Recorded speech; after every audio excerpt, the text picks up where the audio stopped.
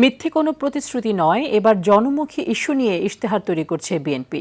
আশ্বাস নয়, বরং রাষ্ট্র পুনর্গঠন, অর্থনৈতিক পুনরুদ্ধার ও মানব সম্পদ রূপান্তরের একটি সমন্বিত রূপরেখা হিসেবে উপস্থাপন করতে চায় বিএনপি। 8টি প্যাকেজে সাজানো ইশতেহারে থাকছে বিএনপির দেশ গড়ার পরিকল্পনা। জুলাই পরবর্তী নির্বাচনে এই ইশতেহারে মানুষের আকাঙ্ক্ষার প্রতিফলন ঘটবে বলেই মনে করে দলটির নেতারা। আরও জানাচ্ছেন শামীম চৌধুরী।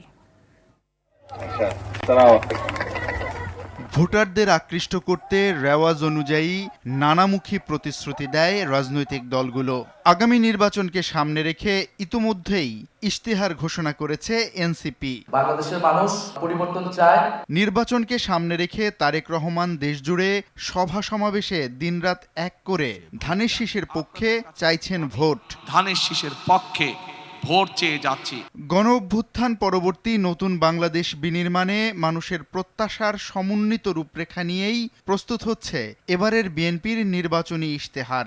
ধানের শীষে যেমন সিলটা দিবেন 12 তারিখে, একই সাথে আপনাকে যে দ্বিতীয় ব্যালট পেপারটি দিবে সেখানে হায়ের পক্ষে দয়া করে আপনারা রায় দিবেন। তারেক রহমান ঘোষিত রাষ্ট্রকাঠামো মেরামতের 31 দফা এবং জুলাই জাতীয় সনদের সমন্বয়ে প্রায় প্রস্তুত এবারের ইশতেহার, যেখানে থাকবে শহীদ রাষ্ট্রপতি জিয়াউর রহমানের 19 দফা, বেগম খালেদা জিয়ার ভিশন 2030-র ছোঁয়া।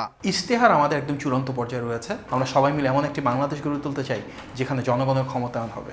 আমাদের ইশতেহারের প্রতিটি পর্যায়ে সেই জনগণের ক্ষমতায়ন, জনগণের রাষ্ট্রীয় মালিকানা, স্বাধীনতা, অধিকার, নিরাপত্তা, সুরক্ষা এবং অন্তর্ভুক্তিমূলক উন্নয়ন, যেখানে নিজে তার পরিবার নিয়ে এখন থেকে অনেকটা ভালো থাকবে।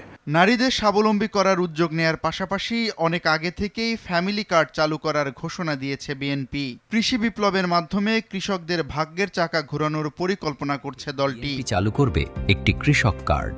শিক্ষায়, চিকিৎসায় গুণগত পরিবর্তন আনাসহ ক্রীড়া, পরিবেশ, কর্মসংস্থান আর বিনিয়োগে থাকছে সুনির্দিষ্ট পরিকল্পনা। খতিব ইমাম মুয়াজ্জিনদের উন্নয়ন সেবার পাশাপাশি সংখ্যালঘুদের জন্য থাকছে বিশেষ সুবিধা। কর্মসংস্থান নিয়ে আছে বিরাট পরিকল্পনা, creating opportunities for young people in this country, technical education, widening the net off education, primary education, health care, রাস্তাঘাটের উন্নয়ন কীভাবে করা যায়।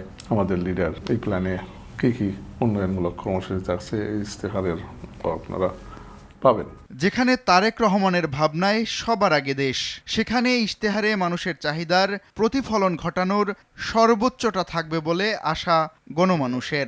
আপনাদেরকে চোখ কান করে রাখতে হবে যাতে ষড়যন্ত্র করে আপনাদের ভোট এদিক ওদিক না করে। শামীম চৌধুরী, RTV, ঢাকা।